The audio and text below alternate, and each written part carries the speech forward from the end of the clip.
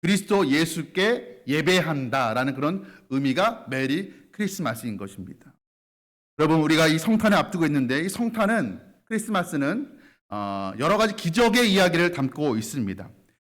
하늘의 하나님이 이 땅에 피조물의 몸을 입고 성육신 하신다는 그 사건이 기적이 아닐 수가 없는 것이죠. 또 예수님께서 이 땅에 인간의 몸을 입고 태어나시는데 동정녀 탄생을 하셨습니다. 그러니까 처녀의 몸에서 태어나신 거예요. 여러분, 처녀의 몸으로 태어났다는 것, 기적이 아닐 수가 없는 사건인 것입니다. 그럼 마리아가 자란 곳이 어디입니까? 오늘 본문은 나사렛이란 동네라고 기록을 하고 있어요. 훗날 예수님 만난 제자들이 예수님에 대한 이야기를 하자 나다니엘이라는 사람이 뭐라고 이야기를 했냐면, 나사렛에서 무슨 선한 것이 날 수가 있느냐라고 말을 했어요.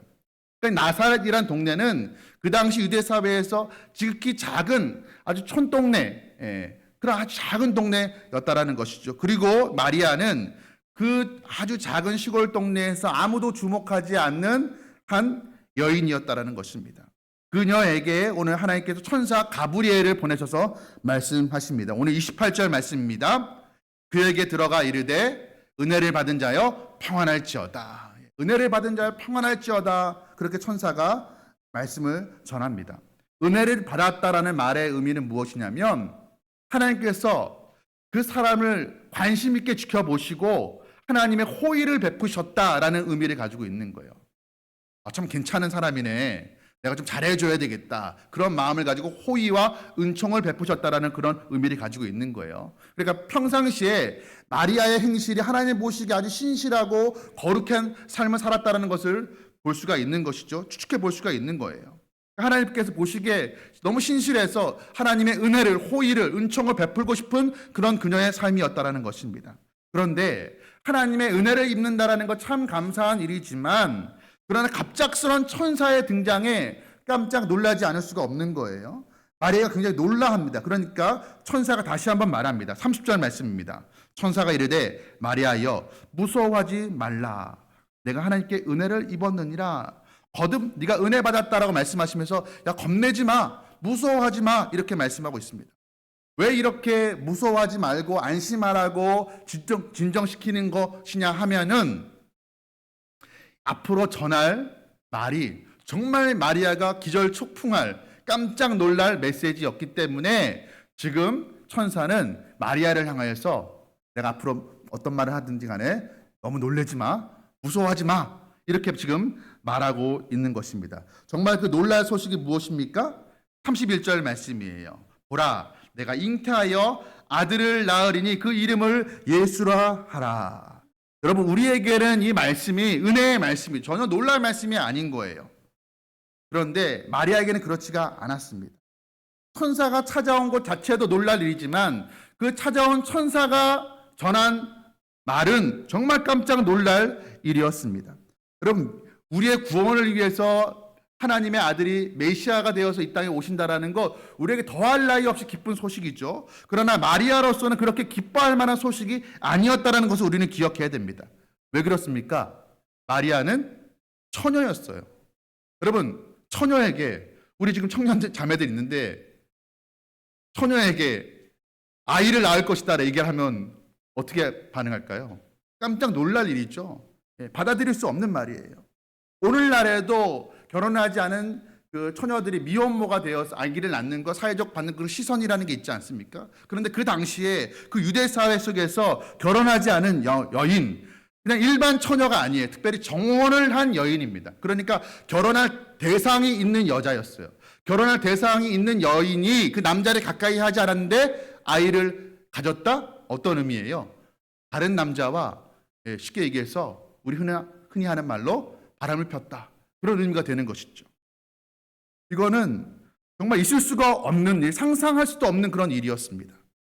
그래서 마리아가 34절에서 이렇게 말합니다. 34절 말씀, 마리아가 천사에게 말하되 나는 남자를 알지 못하니 어찌 이 일이 있으리이까.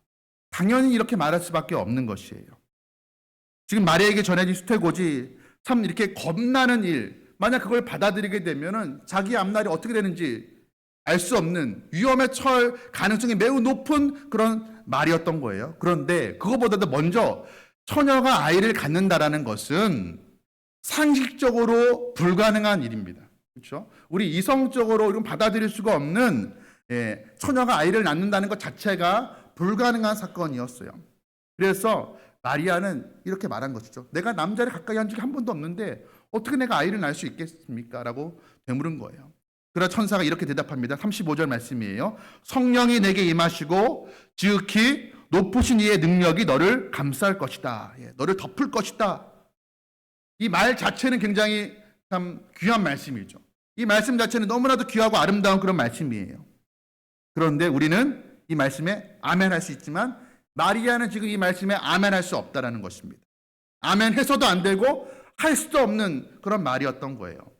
이 마리아는 당시 요셉이라는 남자와 정혼을 한 상태인데 이 정혼이라는 의미가 무엇이냐면 당시 정혼한 그 여인의 나이대는 보통 평균적으로 10대 중반쯤 됐다고 합니다. 그러니까 우리 중학생들, 우리 여기 여중생들 있는데 그 정도 나이였어요, 마리아가. 당시에는 조혼을 하는, 일찍 결혼하는 그런 풍습이 있었던 사회였습니다. 그런데 이 정혼은 결혼 예비 단계예요. 우리가 흔히 요즘은 우리 잘 하지 않은 예전에 약혼식을 했잖아요. 약혼이랑 비슷한 거예요. 그런데 다른 게 있어요. 약혼은 그렇게 구속력이 강하지 않아요. 그렇죠? 약혼했다가 뭐 틀어지면 안 맞으면 파혼할 수도 있는 거예요. 그렇죠? 그렇게 큰 흉이 되지 않아요. 그런데 이 정혼이라는 것은 약혼보다 훨씬 더 법적 구속력이 있는 거예요. 그러니까 결혼한 것과 다름없지만 결혼 준비 단계가 바로 정혼이에요. 정혼을 하게 되면 바로 합방하는 게 아니라 이제 신랑은 이제 예비 신부를 위해서 살 집을 마련하기 위해서 1년 동안 준비를 하게 됩니다. 그리고 그 1년 동안에 그 신부는 신랑과 같이 합방하지 않아요. 잠자리 같이 하지 않는 것이죠.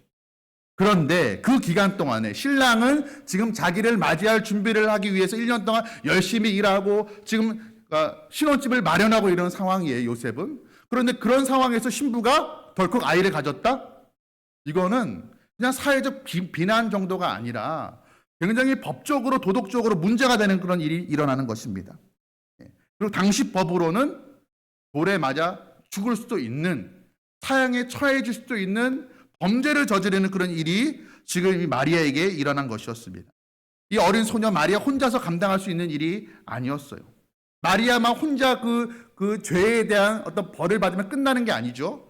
마리아의 그 가족들, 부모들까지도 사회적으로 손가락 받을 일이 뻔했습니다.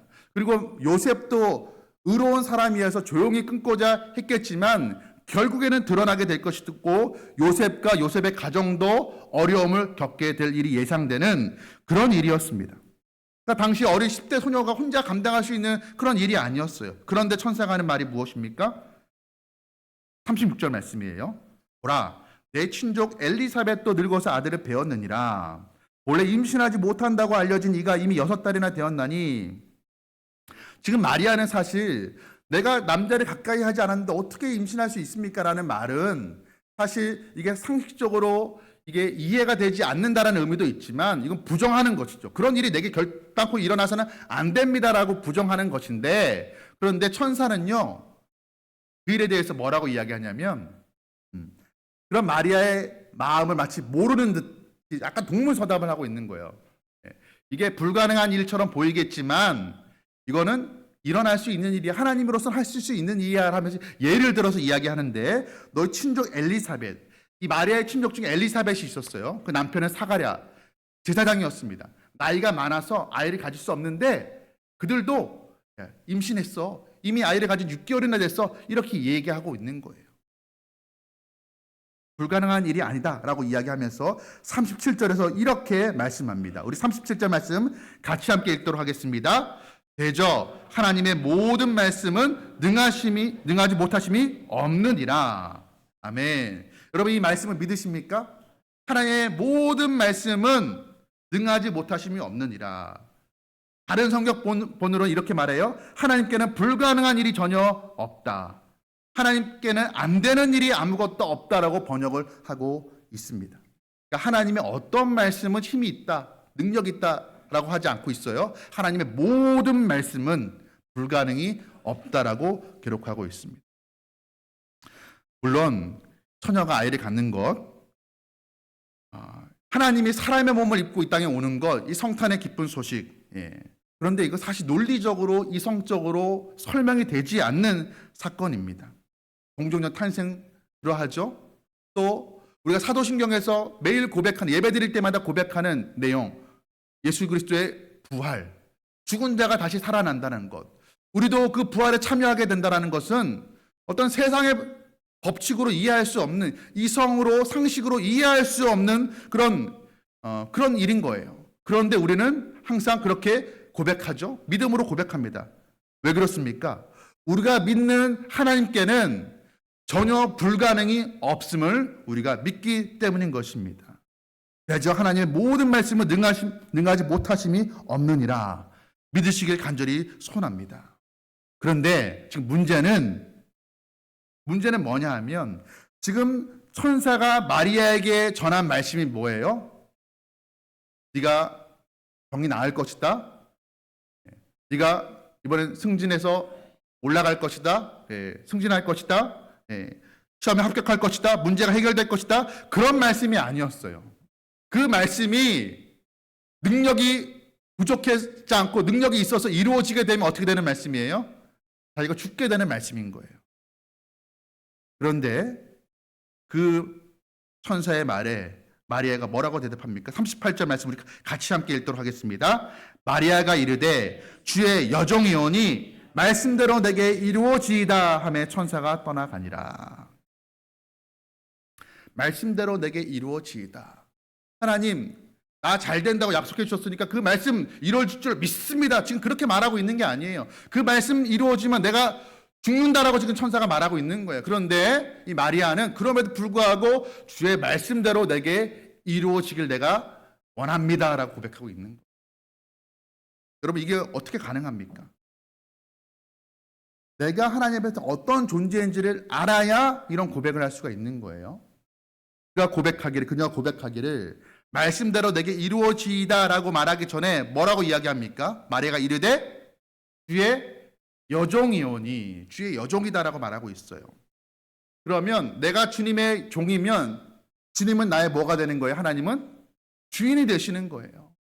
그러니까 이런 고백은 주의 말씀, 어떠한 말씀인지 내게 손해가 끼쳐지는 말씀처럼 보인다 하더라도 내가 이 말씀이 내게 이루어지기를 원합니다라는 이런 고백을 할 수가 있는 것은 하나님이 나의 주인 되시고 나는 그분의 종이라는 사실을 아는 사람만이 할 수가 있는 거예요.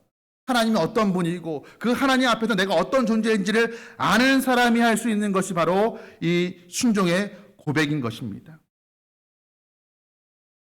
지금 마리아는 자신의 순종에 낳는 결과가 죽음이 될 수도 있다는 것을 알았을까요? 몰랐을까요? 모르고 순진하게 지금 고백하고 있는 게 아니에요. 알지만서도 뭔가 하나님께서 특별한 뜻이 있겠지라는 그런 믿음을 가지고 하나님을 신뢰하면서 그 말씀을 아멘으로 받아들이고 있는 것입니다. 여러분, 우리가 지금 기쁜 성탄이라고 하면서 이 성탄을 기다리고 있지만 우리를 구원하신 메시아 탄생이라는 성탄의 은혜가 우리에게 임할 수 있었던 것은 그냥 임한 게 아니에요. 그냥 임한 게 아니라 거기에 독생자 아들을 이 땅에 보내시는 하나님의 결단, 하나님의 눈물이 있었기 때문이고 또 그 하나님의 말씀에 순종했던 예수님의 순종이 있었기 때문이고 하늘 보좌를 버리시고 낮고 천한 이 땅의 마국간에 말구의 노일이라는 그 하나님의 말씀에 순종했던 예수님의 결단이 있었기 때문이고 또한 그 말씀에 처녀가 아이를 낳으리라는 그 천사의 그 말에 하나님의 말씀에 순종하면 죽을 수도 있는 그런 위기와 어려움이 닥치지만 그럼에도 불구하고 순종했던 마리아의 순종이 있었기 때문에 그 성탄의 은혜가 우리에게 주어질 수 있었던 것이었습니다. 여러분, 이제 성탄이 다가오면 아마 여기 이 중에도 성탄절이 되면 뭐 가족 간에 사랑하는 또 사람들 간에 선물을 주고받는 사람이 있을 거예요. 그런데 여러분, 성탄절의 가장 큰 선물은 무엇입니까? 성탄. 예수님이 태어났다. 그 자체가, 성탄 자체가 우리에게 가장 큰 선물인 줄 믿으시기 바랍니다. 저희 아들도 뭐 성탄절 선물을 기대하고 있는데 제가 얘기했어요. 야, 성탄 자체가 가장 큰 선물이다. 굉장히 실망한 표정이 역력했는데 그건 뭐 어쩔 수 없는 사실이에요. 성탄 자체가 가장 큰 선물인 것입니다. 그런데요, 여러분, 이 성탄이 그냥 우리에게 온 것이 아니었어요. 하나님의 그 눈물, 예수님의 순종, 또한 이 어린 소녀의 순종이 있었기 때문에 우리가 이 성탄의 은혜를 누릴 수가 있게 된 것이죠. 여러분, 성탄절에 뭐 선물 준비할 수도 있습니다. 잘못됐다는 게 아니에요. 성탄 준비할 수도 있어요. 선물 준비할 수도 있어요. 근데 그 선물 주시면서 한번 이렇게 말씀해 보시면 좋을 것 같아요. 자녀들에게 아기 예수님이 우리에게 오기까지 하나님이 흘리신 눈물이 있어. 하나님 흘리신 눈물이 있단다. 또 예수님께서 친히 하늘 보좌에서 이 땅에 낮아지신 그 예수님의 순종이 있었어. 마리아는 처녀가 아이를 낳으리라는 그 말씀에 순종하면 아멘하면 죽을 수도 있었어. 그런데 순종했단다. 그 결과 우리가 이 성탄의 기쁨을 맞이하는 거야. 우리도 걸어가야 될 순종의 길이란다. 그렇게 자녀들에게 가르쳐 주시는 우리 포남의 우리 성도님 되시길 소원합니다. 미국에 가면 세들백 처치라고 아주 큰 교회가 있습니다. 거기에 릭 워렌 목사님이 계시는데 이 목사님의 사모님이 K 워렌이라는 사모님이세요. 근데 그분이 쓴 책이 있어요. 위험한 순종이라는 책입니다. 그런데 이 책에 이런 글귀가 나옵니다. 당신이 하나님께 예스라고 했을 때 일어나는 일은 위험한 순종이다. 당신이 하나님께 예스라고 네라고 대답했을 때 일어나는 일은 위험한 순종이다. 위험한 순종. 어떤 의미일까요? 여러분, 다니엘의 세 친구 아시죠? 사드락과 메삭과 아벳느고. 서수퍼런 세상 왕 앞에 무릎 꿇지 아니하고 하나님 앞에 무릎을 꿇고 세상에 대해서는 노하고 예수님에 대해서는 예스라고 했을 때 그들 앞에 기다리고 있던 것이 무엇이었습니까? 풀무불이었어요. 뭐든 다 태워버리는 풀무불이었습니다. 또 하나님에 대해 예스라고 한 다니엘 앞에는 무엇이 기다리고 있었습니까? 굶주린 사자들이 득실거리고 있는 사자굴이었습니다. 그러나 여러분, 이 다니엘과 다니엘의 세 친구, 이들 모두는 세상이 아닌 하나님 앞에 예스라고 했던 사람들이었습니다. 그들의 그 생명을 건 순종, 위험한 순종이 있었기 때문에 오늘날의 기독교가 있는 것입니다. 오늘날 우리 교회가 있는 것이에요. 그리고 우리가 이렇게 위험한 순종을 하는 것, 그 말씀의 내용을 들어보고 판단해보고 타당한지 아닌지, 내가 할 수 있는지 없는지 내가 판단한 이후에 순종하겠다. 그게 아닌 것이에요. 내가 한번 말해봐. 하나님 말씀해 주세요. 내가 한번 들어보고 할만하면 내가 순종하겠습니다. 그런 태도가 아니라는 거예요. 말씀하시는 분이 하나님이시라면 그 말씀하시는 내용이 조금 내가 이해되지 않아도 힘들어도 우리는 순종해야 될 의무밖에 없는 사람들인 것입니다. 여러분, 아브라함에게 아들을 바치라고 했어요. 그 아들 어떤 아들입니까? 100세에 얻은 아들, 하나님이 주신 아들이에요. 그런데 하나님이 주셔놓고 그 아들을 바치라는 거예요. 이해할 수가 없는 말씀이에요. 더군다나 해서는 안 되는 이유가 무엇이냐면 성경은 인신제사를, 사람을 바치는 제사를 금하고 있어요. 그건 이방 신들이나 요구하는 것들이에요. 하나님께서 아주 극도로 혐오하시는 그런 행위를 지금 하나님께서 말씀하고 계시는 거예요. 그런데 아브라함은 그 말씀을 어떻게 합니까? 즉각적으로 순종하게 됩니다. 그 말씀이 이해되지 않아도 말씀하시는 분이 하나님이시기 때문에 그분이 나의 주인이시고 나는 그분의 종이기 때문에 하나님께 무슨 계획이 있겠지 나는 알 수 없지만 하나님을 신뢰하며 자신의 몸을 던진 것이었습니다. 여러분, 우리가 하나님 말씀하시면 내가 할만하면, 내가 좀 시간이 되면, 내가 여유가 있으면, 내 마음이 좀 내키면 내가 한번 고민해 보겠습니다, 고려해 보겠습니다라는 마음을 갖는다라면 우리는 평생 하나님이 기뻐하시는 순종을 할 수가 없는 것입니다. 아무리 교회를 오래 다녀도, 교회에 오래 머물러 있어도 하나님이 기뻐하시는 위험한 순종을 할 수가 없는 것이에요. 그렇게 되면 어떤 일이 일어나는가?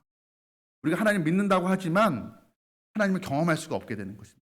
하나님 나를 통해서 일하시는 것을, 하나님의 그 역사를 한 번도 경험하지 못하게 되는 것이에요.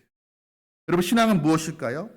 신앙은 말씀하시는 이가 하나님이시기 때문에 그분을 믿고 그분의 말씀에 내 인생을 던지는 것입니다. 그게 바로 신앙인 것이에요. 누가 이렇게 순종할 수가 있습니까? 하나님을 아는 사람, 그리고 그 하나님 앞에 내가 어떤 존재인지를 아는 사람이 이렇게 위험한 순종을 할 수가 있는 것입니다. 전능하시고 신실하신 그 하나님, 그리고 그 하나님을 주인으로 삼고 살아가는 종된 나임을 아는 사람이 할 수 있는 게 순종인 것입니다. 하나님이 나의 주인이시기에 그냥 믿고 나아가는 거예요.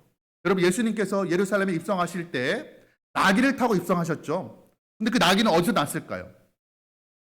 예수님께서 제자들에게 말씀하십니다. 마을에 들어가서 나귀를 가져오라. 맡겨놓은 게 아니었어요. 남이 주인이 있는 나귀를 가져오라는 거예요. 예수님, 주인이 왜 가져가냐고 물으면 어떻게 할까요? 주께서 쓰시겠다 하라. 그런데 제자들이 그 말을 믿고 마을에 들어갔어요. 나귀를 가져오니까 거의 훔쳐오는 거죠. 남의 집에 들어가서 나귀를 훔쳐오는 거예요. 그 주인이 당연히 묻습니다. 아니, 누군데 남의 나귀를 풀어가는 것이요? 제자들이 말했어요. 예수님이 일러주신 그대로 주께서 쓰시겠다 하라. 여러분, 누가 여러분 집에 가서 여러분 자동차를, 키가 꽂혀있는 자동차를 시동을 거는 거예요. 누길래 남의 자동차 시동 거는 것이요? 네, 주께서 쓰시겠다. 그래, 여러분, 네, 가져가십시오 라고 할 사람이 누가 있겠어요?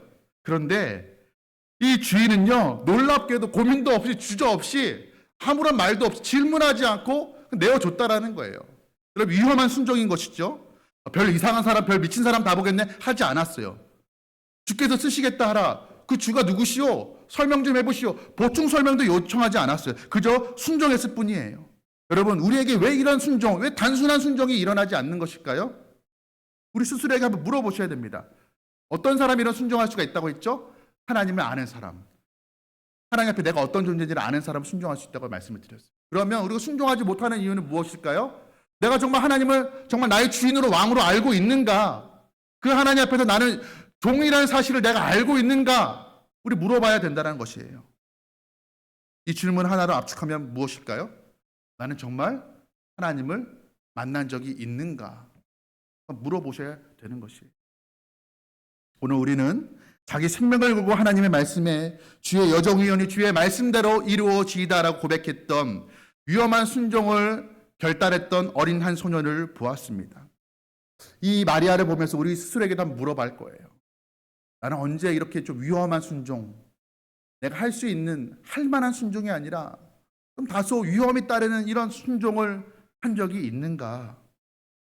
하나님이 나의 주인이시기에, 나는 그 하나님 앞에서 나는 종이기에 세상에 대해서는 노하고 하나님에 대해서 예스라고 하면서 나아갔던 적이 있는가?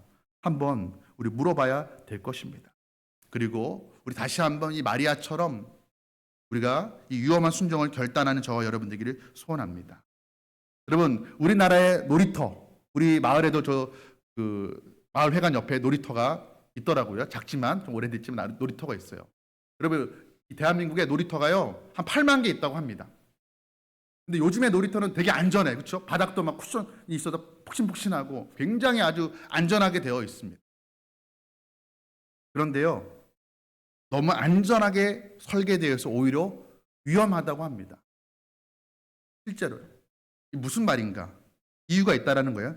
너무 안전하기 때문에 아이들이 흥미를 유발하지 못해요. 아이들 놀이터에서 놀면서 적당한 긴장감이 없는 거예요. 지루해한다고 합니다. 그러면 오히려 아이들이 긴장감이 없이 지루하게 놀면요, 오히려 사고 날 위험이 더 높다라는 거예요. 오히려 조금 작은 위험이 있을 때 아이들이 그 위험을 피하려고 몸을 사리면서 긴장하면서 아이들이 놀면서 그 신체 근육이 발달하게 되고 오히려 더 재밌게 놀게 되고 오히려 더 성장하게 된다는 거예요. 요즘에 너무 안전에 대해서 안전 아무리 강조해도 뭐 지나칠 바가 없죠. 안전 불감증, 물론 우리가 그런 자세를 갖자고 말씀드리는 것은 아닙니다. 그런데 역설적이게도 놀이터는 위험해야 안전하다는 거예요. 위험해야 안전하다. 위험거리가 전혀 없는 놀이터는 오히려 사고날 위험이 더 높다라는 것입니다. 그런데 여러분, 우리 인생도 마찬가지입니다. 우리 인생의 최고의 목표, 안전하게 가는 것, 안전하게 길게 가는 것, 우리 그것을 인생의 모토로 삼아서는 안 되는 것입니다. 말씀에 순종하는 것, 위험을 무릅쓰는 일이 될 수가 있어요. 그런데 말씀에 순종하는 것 너무 위험을 내가 감수해야 되는 일이야 라며 순종하지 않는 삶은 안전해 보일 수 있지만 사실은 어떻다는 거예요? 너무 안전해서 오히려 위험한 놀이터처럼 그렇게 안전만을 추구하며 살아가다가는 오히려 위험에 빠지게 된다는 것입니다. 여러분, 성도의 삶은 위험이 있는 삶입니다. 어떤 위험이에요? 말씀에 대하여 순종하는 위험인 것이에요. 그 말씀에 순종할 때 그 말씀에 순종하면 내가 안 될 것처럼 느껴지지만, 그러나 여러분, 마리아가 어떻게 됐습니까? 돌 맞아 죽었나요? 그렇지가 않죠. 오히려 하늘 아버지의 아들이 이 땅에 오게 되는데 귀하게 쓰임받는 하나님의 은혜의 통로, 축복의 통로로 귀하게 사용되어지게 됩니다.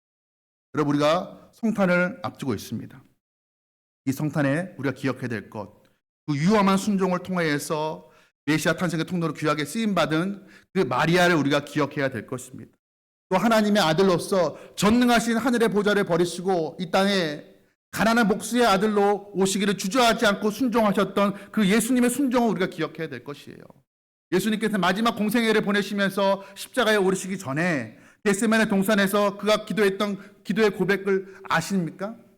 아버지, 할 수만 있다면 이 잔을 내게서 지나가게 하옵소서. 그러나 내 원대로 마옵시고 아버지의 원대로 하옵소서. 여러분, 예수님도 위험한 순종을 감당하셨던 거예요. 여러분, 우리가 이것을 이 성탄에 기억해야 될 것입니다. 이 위험한 순종을 감수했던 이들로 말미암아 주님의 생명이 기독교 2000년의 역사를 지나서 오늘 우리에게까지도 임하게 된 것입니다. 여러분, 그 생명의 주님이 오시는 우리는 성탄을 지금 기다리고 있습니다. 그 주님이, 그 하나님이, 예수님이 우리의 주인이십니다. 그리고 우리는 그분의 종입니다. 하나님께서 우리를 사랑하셔서 우리에게 기쁜 성탄의 소식을 주셨습니다. 그렇다면 우리도 이 성탄에 다시 한번 회복해야 될 고백이 있습니다. 무엇입니까? 하나님, 주의 종이 오니 내게 주의 말씀대로 이루어지이다. 여러분, 이 고백이 오늘 저와 여러분의 성탄을 기다리는 우리 모두의 고백이 되기를 간절히 소원합니다. 우리 이 시간 함께 찬양하도록 하겠습니다. 오늘 공교롭게도 설교 찬양을 제가 선곡을 했는데 우리 성가대 찬양과 딱 동일했어요. 우리 설교 말씀과 너무 이렇게 일치하는 그 성가대 찬양을 들으면서 저도 마음이 참 감사했는데, 우리 찬양할 때 사실은 멜로디는 그렇게 중요하지 않아요. 때로는 우리가 멜로디에 너무 취해서 우리가 그냥 노래 부르듯 하게 될 때가 있는데, 우리 가사를 깊이 한번 묵상해 보면서 이 가사 한 글자 한 글자 우리 가슴에 한번 새겨보면서 나도 정말 이런 고백하기 원합니다. 내가 아직까지는 믿음이 부족해서 이 고백하지 못하지만 나도 이런 고백하게 되기를 원합니다라는 그런 마음으로 함께 우리 이 찬양 하나님 앞에 올려드리도록 하겠습니다.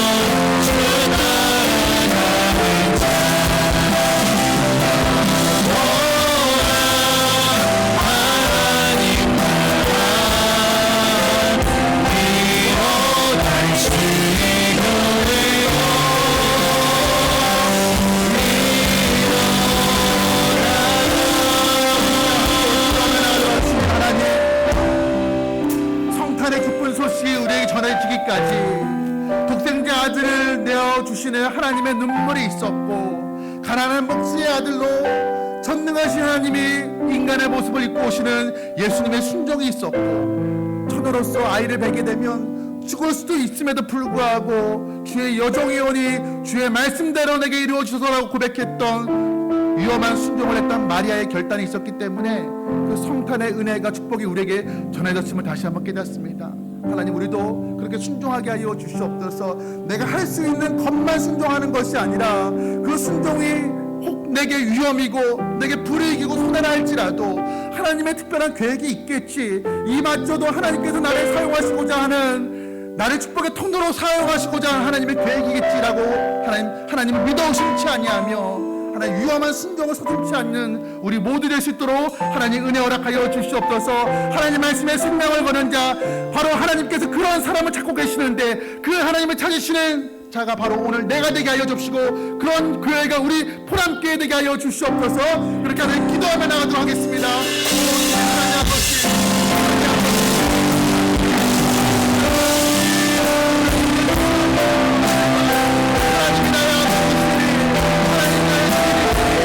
하나님 나의 왕이시니 그 하나님 앞에 나는 공의로이 아버지 말씀하시니